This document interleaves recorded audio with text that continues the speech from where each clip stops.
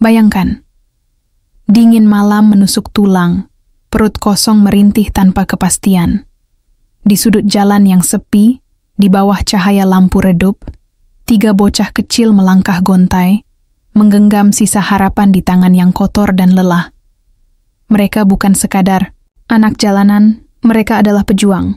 Pejuang yang bahkan dunia pun enggan untuk melihat. Namun, di tengah kerasnya kehidupan, mereka menemukan sesuatu. Sesuatu yang akan mengubah segalanya. Apakah takdir sedang menguji mereka? Ataukah ini adalah pertanda bahwa masih ada cahaya di ujung gelapnya malam? Sebelum kita melangkah lebih jauh ke dalam kisah yang akan mengguncang hati ini, aku ingin mengajak kalian untuk menjadi bagian dari perjalanan ini. Tekan tombol subscribe, nyalakan lonceng notifikasinya, dan bersiaplah merasakan kisah yang tak hanya akan membuka mata, tetapi juga menyentuh jiwa. Karena di dunia yang kadang terasa kejam, kisah seperti ini mengingatkan kita bahwa harapan masih ada, dan keajaiban selalu datang dari tempat yang tak terduga. Selamat datang di kisah yang akan menggugah hati dan membekas dalam ingatan. Di sebuah kota besar yang ramai dan penuh hiruk-pikuk, di antara gedung-gedung tinggi dan jalanan yang tak pernah sepi, hiduplah 3 bocah kembar berusia 7 tahun. Rian, Rudy, dan Raka. Mereka bukanlah anak-anak biasa yang menikmati masa kecil dengan penuh keceriaan di rumah yang nyaman, melainkan 3 bocah yatim piatu yang harus berjuang untuk bertahan hidup setiap harinya. Kedua orang tua mereka telah lama tiada, meninggalkan mereka tanpa sanak saudara, atau siapapun yang bisa menjadi tempat mereka bergantung. Dunia terasa begitu luas dan dingin bagi mereka, tetapi mereka tidak punya pilihan selain bertahan dengan mengandalkan satu sama lain. Rian, sebagai yang tertua dalam hitungan menit, selalu berusaha berpikir lebih dewasa dan menjadi sosok pemimpin bagi saudara-saudaranya. Rudy, si tengah, adalah anak yang paling ceria di antara mereka bertiga, selalu mencoba menyemangati saudara-saudaranya, meskipun mereka sering menghadapi hari-hari yang berat. Sementara itu, Raka, si bungsu, lebih pendiam dan pemikir, sering kali memikirkan jalan keluar dari berbagai masalah yang mereka hadapi. Meskipun mereka bertiga memiliki karakter yang berbeda, satu hal yang selalu menyatukan mereka adalah tekad untuk tetap bersama dan melindungi satu sama lain dalam keadaan apapun. Mereka tinggal di sebuah gubuk kecil di sudut kota, tepat di belakang pasar tradisional yang sudah lama terbengkalai. Gubuk itu bukanlah tempat yang layak untuk ditinggali. Atapnya bocor, dindingnya terbuat dari kayu lapuk, dan hanya ada 1 kasur tipis yang harus mereka bagi bertiga. Meski begitu, itu adalah satu-satunya tempat yang bisa mereka sebut sebagai rumah. Setiap pagi, sebelum matahari sepenuhnya muncul di langit, ketiga bocah kembar itu sudah bangun dan bersiap untuk memulai hari mereka. Dengan membawa alat musik seadanya, sebuah kaleng bekas yang mereka gunakan sebagai drum, gitar kecil yang senarnya sudah hampir putus, dan sebuah harmonika tua, mereka pergi ke jalanan untuk mengamen. Mereka tidak meminta-minta. Mereka berusaha, bekerja dengan cara mereka sendiri, menghibur orang-orang yang lalu lalang di pinggir jalan, di lampu merah, atau di pasar yang ramai. Namun, tidak setiap hari mereka beruntung. Kadang-kadang mereka hanya mendapat beberapa koin, yang bahkan tidak cukup untuk membeli sepiring nasi. Ada hari-hari ketika mereka harus tidur dengan perut kosong, hanya berpelukan untuk menghangatkan diri di malam yang dingin. Tapi mereka tidak pernah mengeluh, karena mereka tahu bahwa selama mereka tetap bersama, mereka akan baik-baik saja. Selain mengamen, mereka juga membantu orang-orang di pasar dengan mengangkut barang, atau membersihkan kios-kios kecil dengan harapan mendapatkan upah atau setidaknya sedikit makanan. Mereka bekerja keras tanpa mengeluh, berusaha mendapatkan apapun yang bisa membuat mereka bertahan 1 hari lagi. Meskipun dunia tidak ramah kepada mereka, mereka tetap memiliki satu sama lain, dan itu sudah lebih dari cukup bagi mereka. Mereka berbagi apapun yang mereka miliki, bahkan jika itu hanya sepotong roti kecil yang harus dibagi bertiga. Mereka juga saling menguatkan saat ada di antara mereka yang merasa sedih atau putus asa. Hidup mereka memang sulit, tetapi mereka selalu menemukan alasan untuk tetap tersenyum dan melangkah maju. Malam itu, setelah seharian mengamen dan bekerja di pasar, mereka berjalan pulang dengan langkah gontai. Perut mereka masih keroncongan karena hari itu mereka hanya berhasil mengumpulkan sedikit uang, yang hanya cukup untuk membeli 1 bungkus nasi dan sebotol kecil air minum. Mereka berniat membagi nasi itu ketika sampai di rumah, lalu segera tidur agar bisa mengumpulkan tenaga untuk hari berikutnya. Namun, di tengah perjalanan, sesuatu menghentikan langkah mereka. Saat melewati sebuah pohon beringin besar yang berdiri kokoh di pinggir jalan, mereka mendengar suara yang tidak biasa. Sebuah tangisan kecil yang lirih, hampir tertelan oleh suara kendaraan yang melintas di kejauhan. Mereka saling berpandangan dengan ekspresi bingung. Rudy mengernyitkan dahi, mencoba mencari tahu dari mana asal suara itu. Rian langsung menajamkan pendengarannya, sementara Raka melangkah lebih dekat ke arah pohon. "Tunggu," bisik Rian, menahan napas. "Kalian dengar itu?" "Iya, kayak suara bayi," jawab Raka dengan suara pelan. Matanya menyipit menembus kegelapan. Rudy menggigit bibirnya. "Siapa yang tega meninggalkan bayi di tempat seperti ini?" tanyanya, hampir tidak percaya dengan apa yang baru saja mereka dengar. Dengan hati-hati, mereka melangkah mendekati pohon beringin itu, mencoba mencari sumber suara tangisan tersebut. Suara tangisan itu semakin jelas saat mereka semakin dekat. Mereka mulai menyusuri akar-akar besar pohon beringin, menyibak dedaunan yang berguguran di tanah. Di bawah naungan akar yang menjalar seperti jari-jari raksasa, mereka akhirnya menemukan sesuatu yang membuat mereka terdiam sejenak. Seorang bayi mungil tergeletak di sana, terbungkus kain lusuh yang sudah kotor dan basah. Bayi itu tampak begitu kecil, tubuhnya menggigil dalam udara malam yang dingin.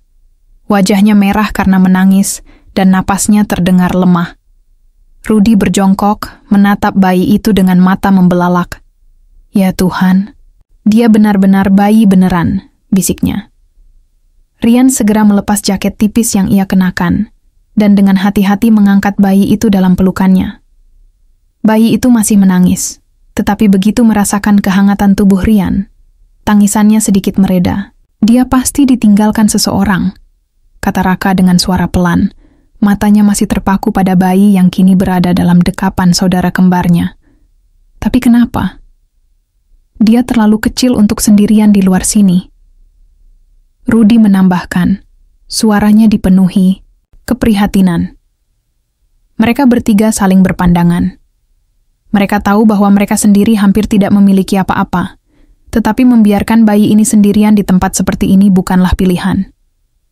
Tanpa berpikir panjang, mereka memutuskan untuk membawa bayi itu pulang. Rian tetap menggendongnya erat-erat, memastikan tubuh kecil itu tetap hangat dalam pelukannya. Rudy dan Raka berjalan di sampingnya, sesekali melirik bayi itu dengan campuran perasaan iba dan tanggung jawab yang tiba-tiba muncul di dalam diri mereka. Perjalanan pulang terasa lebih berat malam itu, bukan karena kelelahan, tetapi karena mereka tahu bahwa hidup mereka yang sudah sulit kini akan semakin penuh tantangan. Tapi di sisi lain, mereka juga merasa bahwa bayi ini telah datang ke dalam hidup mereka untuk sebuah alasan. Saat mereka akhirnya tiba di gubuk kecil mereka, Rian membaringkan bayi itu di kasur tipis mereka, sementara Rudy dan Raka mencari kain bersih untuk membungkusnya. Mereka tahu bahwa mulai sekarang, hidup mereka tidak akan pernah sama lagi. Bayi itu masih meringkuk dalam selimut tipis yang mereka berikan, sesekali mengerang kecil. Cahaya lampu minyak yang redup di dalam gubuk mereka menerangi wajah mungilnya yang tampak lemah dan lelah. Ketiga bocah kembar itu duduk mengelilingi bayi tersebut. Raut wajah mereka penuh kebingungan. "Apa yang harus kita lakukan?" "Dia pasti lapar," kata Rudy, menatap bayi itu dengan mata penuh iba. Raka menggigit bibirnya. "Kita nggak punya apa-apa untuk dikasih ke dia," gumamnya, suaranya terdengar putus asa. Rian, yang sejak tadi diam, akhirnya menghela napas panjang. "Kita harus cari cara. Dia nggak bisa kita biarin gini terus. Tapi bagaimana? Mereka sendiri sudah terbiasa menahan lapar saat tak ada uang. Tapi bayi ini, mereka tak tahu sejak kapan bayi itu ditinggalkan di bawah pohon beringin tadi. Jika terlalu lama tidak diberi makan, apa yang akan terjadi padanya?" Malam itu mereka bergantian menjaga bayi tersebut, meski rasa kantuk menyerang. Rian sesekali menggoyangkan tubuhnya perlahan, mencoba menenangkan tangisnya. Rudy mengipas-ngipas wajah bayi itu dengan selembar kertas agar tidak terlalu kegerahan. Raka hanya menatap dengan khawatir, mencoba mencari solusi dalam pikirannya. Saat fajar mulai menyingsing, Rian mengambil keputusan. Kita harus merawatnya. Besok pagi kita cari susu untuknya, ujarnya dengan tegas. Rudy dan Raka menatapnya, awalnya ragu. Mereka sendiri hampir tidak memiliki cukup makanan setiap harinya. Bagaimana mungkin mereka bisa mengurus seorang bayi? Tapi, Rian, kita bahkan nggak tahu gimana cara merawat bayi, ujar Raka dengan suara lirih. Kita belajar, jawab Rian mantap. Kita nggak bisa ninggalin dia begitu saja. Lagi pula, siapa lagi yang bisa dia andalkan kalau bukan kita? Rudy mengangguk pelan. Iya, kita nggak bisa membiarkan dia sendirian lagi. Akhirnya, mereka bertiga sepakat. Bayi ini akan mereka rawat sebisa mungkin, dengan apa yang mereka miliki. Mereka tak tahu bagaimana masa depan akan membawa mereka. Tetapi satu hal yang pasti, mereka tak akan membiarkan bayi ini menderita sendirian.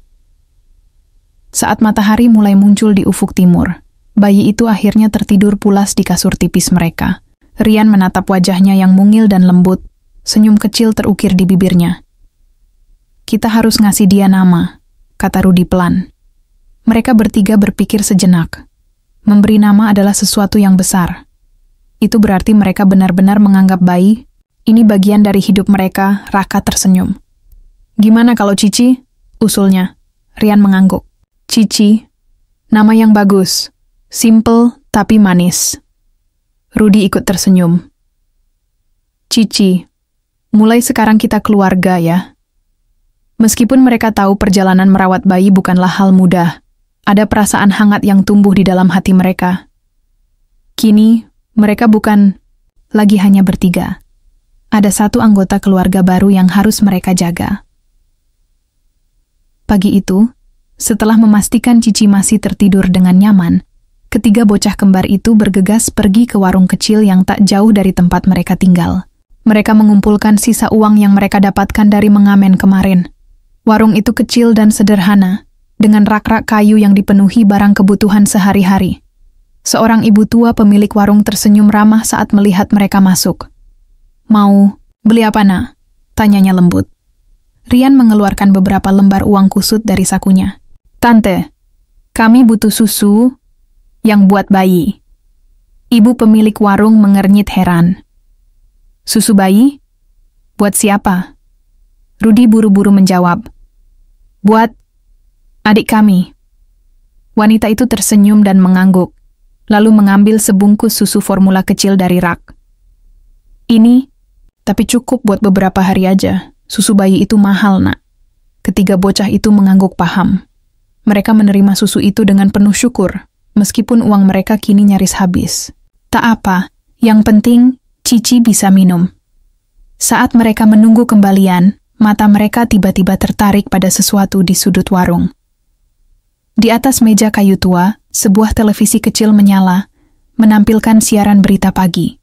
Seorang pembawa berita berbicara, dengan nada serius, dan sebuah foto bayi ditampilkan di layar. Hari ini, pasangan suami istri kaya, Tuan dan Nyonya Wijaya, mengumumkan bahwa mereka telah kehilangan bayi perempuan mereka beberapa hari yang lalu, ujar pembawa berita. Ketiga bocah, itu langsung menajamkan pendengaran mereka. Menurut laporan, bayi tersebut memiliki tanda lahir yang khas, sebuah tahi lalat kecil di telapak kaki kirinya. Mata Rian, Rudy, dan Raka membelalak. Mereka saling berpandangan, jantung mereka berdebar kencang. Jangan-jangan, bisik Raka, suaranya hampir tak terdengar. Tanpa membuang waktu, mereka segera membayar susu dan berlari sekencang mungkin kembali ke rumah. Sesampainya di rumah, mereka langsung menuju tempat Cici tidur. Bayi itu masih terlelap, napasnya tenang dan damai. Rian menelan ludah. Kita harus cek, katanya, meskipun tangannya gemetar saat hendak menyentuh selimut yang menyelimuti bayi itu. Rudy menggigit bibirnya. Kalau benar, gimana?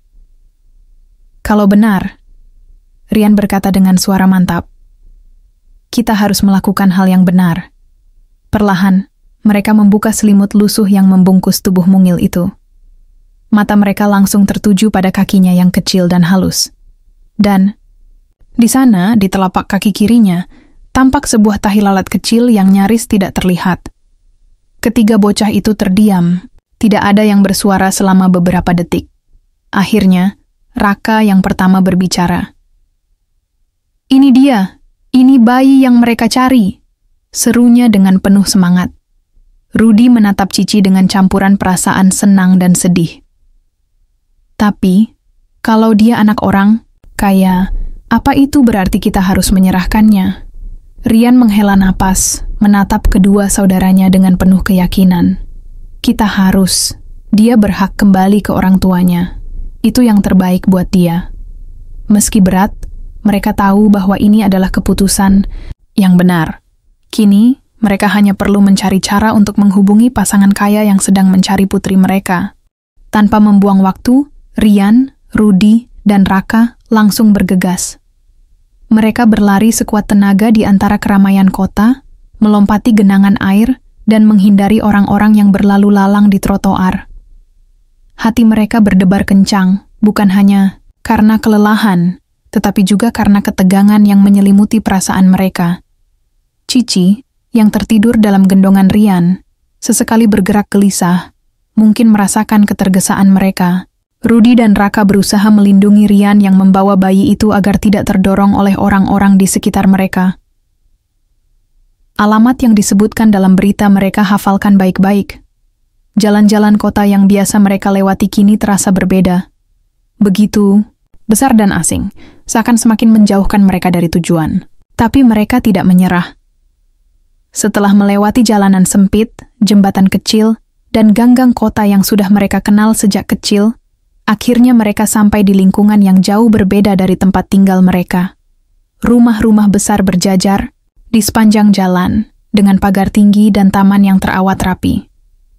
Di depan sebuah rumah megah, mereka melihat alamat yang tertera di berita tadi. Tanpa ragu, mereka berhenti di depan gerbang besi tinggi itu. Napas mereka tersengal, keringat bercucuran di dahi mereka, tetapi mereka tidak peduli. Rian menarik napas dalam-dalam, lalu menekan bel di samping pintu gerbang. Jantung mereka masih berdebar saat suara dari interkom terdengar. "Siapa di sana?" Rian menelan ludah, lalu menjawab dengan suara yang sedikit gemetar. Kami menemukan bayi yang hilang, yang ada di berita." Beberapa detik sunyi. Lalu, suara langkah kaki tergesa-gesa terdengar dari dalam rumah.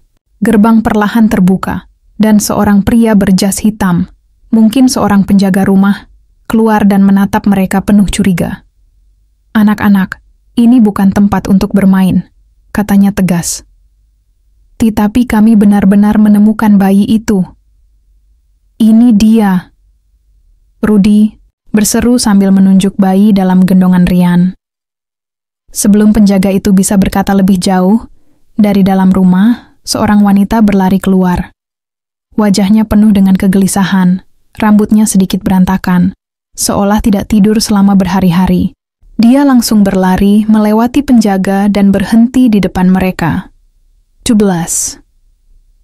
Mata seorang ibu yang menangis wanita itu menatap bayi di dalam pelukan Rian dengan mata yang membesar. Tangannya gemetar saat dia perlahan mendekat. "Cici," bisiknya, suaranya hampir tak terdengar.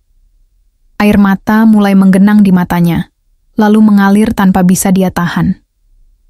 Dengan tangan gemetar, dia meraih bayi itu dari gendongan Rian dan memeluknya erat, seolah tidak ingin melepaskannya lagi. Cici menggeliat dalam pelukannya, mengerjap-ngerjapkan mata, lalu mengeluarkan suara kecil yang mirip gumaman. Wanita itu terisak semakin keras, memeluk bayi itu dengan penuh perasaan. Rian, Rudy, dan Raka hanya berdiri di tempat, tidak tahu harus berkata apa. Mereka hanya bisa melihat bagaimana seorang ibu yang telah kehilangan anaknya kini menemukannya kembali. Ada kehangatan yang aneh menyelimuti hati mereka, meskipun mereka juga merasa sedikit kehilangan. Dari dalam rumah, seorang pria muncul. Dia tampak lebih tua. dengan jas mahal dan ekspresi serius di wajahnya. Tapi ketika melihat istrinya menangis sambil memeluk bayi itu, matanya melembut. Pria itu, yang mereka kenali sebagai Tuan Wijaya dari berita, melangkah maju. Dia menatap bayi itu dengan perasaan yang sulit dijelaskan. Perlahan, dia berlutut di depan mereka dan menyentuh kaki mungil Cici. Dia menghela napas dalam-dalam, lalu dengan hati-hati membalikkan telapak kaki kiri bayi itu. Dan di sana, di bawah cahaya lampu taman yang lembut, tahi lalat kecil itu terlihat dengan jelas. Tuan Wijaya terdiam beberapa saat. Matanya sedikit bergetar, seolah tidak percaya dengan apa yang baru saja dilihatnya. Kemudian, dia menutup matanya, menghela napas dalam, dan saat membukanya lagi, ada air mata yang mengalir di pipinya. Ini benar-benar dia. Suaranya serak. Dia menatap ketiga bocah itu, lalu berdiri dan menatap istrinya. Nyonya Wijaya masih terisak sambil mengusap wajah bayi itu dengan penuh kasih sayang. Tanpa ragu, pria itu melangkah maju dan merangkul istrinya serta bayi mereka dalam pelukan hangat. Rian, Rudi, dan Raka hanya bisa berdiri terpaku, merasakan campuran emosi yang begitu kuat. Mereka tahu, mereka telah melakukan hal yang benar. Tapi mereka tidak menyangka betapa besar dampaknya bagi keluarga ini, dan mereka juga tidak menyangka bahwa keputusan ini akan mengubah hidup mereka selamanya. Malam itu, setelah tangisan bahagia mereda dan kehangatan menyelimuti keluarga Wijaya, Tuan dan Nyonya Wijaya mengundang Rian, Rudi, dan Raka untuk masuk ke dalam rumah mereka. Mata ketiga bocah itu membelalak melihat interior rumah yang begitu luas dan mewah. Langit-langit tinggi dihiasi lampu kristal yang berkilauan, lantai marmer berkilat, dan perabotan mahal yang bahkan sulit mereka bayangkan sebelumnya. Mereka duduk di sofa empuk, merasakan kenyamanan yang belum pernah mereka alami sebelumnya. Pelayan rumah segera datang membawa makanan dan minuman untuk mereka. Dengan ragu, mereka menatap hidangan di depan mereka. Nasi hangat, ayam panggang, sup sayur, dan buah-buahan segar. Kalian pasti lapar.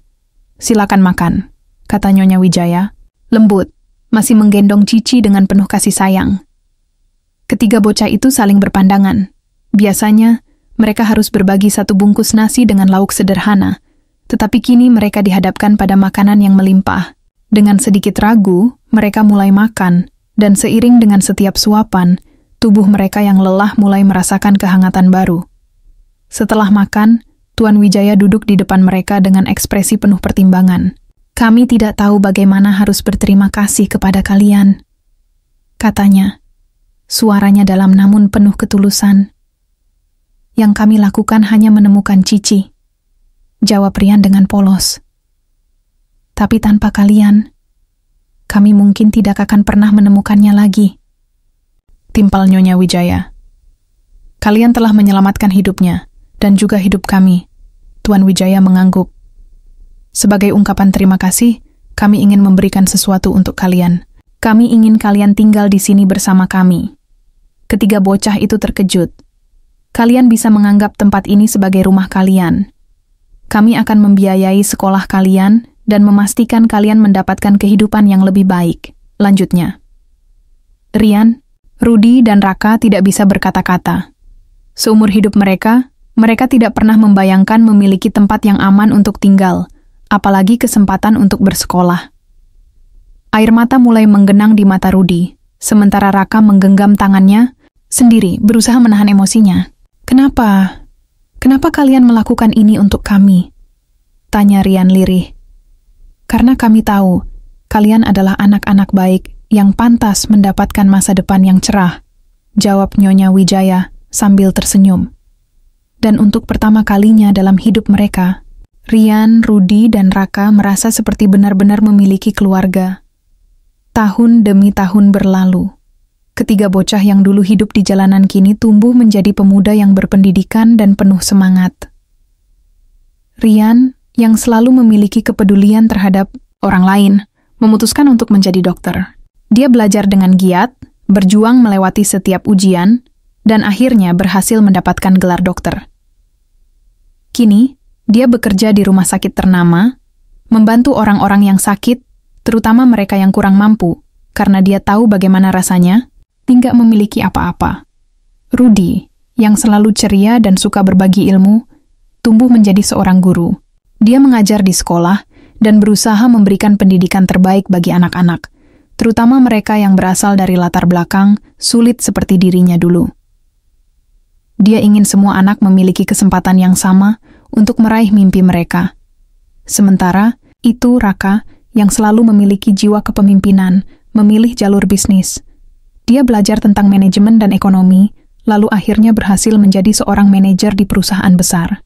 Dengan kerja keras dan dedikasi, dia membawa perusahaan itu menuju kesuksesan. Meskipun hidup mereka kini jauh lebih baik, mereka tidak pernah melupakan asal-usul mereka. Mereka sering mengunjungi tempat-tempat lama mereka, berbagi cerita dengan anak-anak yang masih hidup di jalanan, dan membantu mereka semampu mereka. Dan setiap kali mereka berkumpul bersama di rumah keluarga Wijaya, mereka selalu mengingat malam itu. Malam ketika mereka menemukan seorang bayi kecil di bawah pohon beringin, malam yang mengubah hidup mereka selamanya. Sebuah keputusan sederhana, sebuah tindakan kebaikan, telah membawa mereka ke tempat yang tidak pernah mereka bayangkan sebelumnya. Dan mereka pun menyadari satu hal. Di dunia ini, kebaikan akan selalu menemukan jalannya kembali.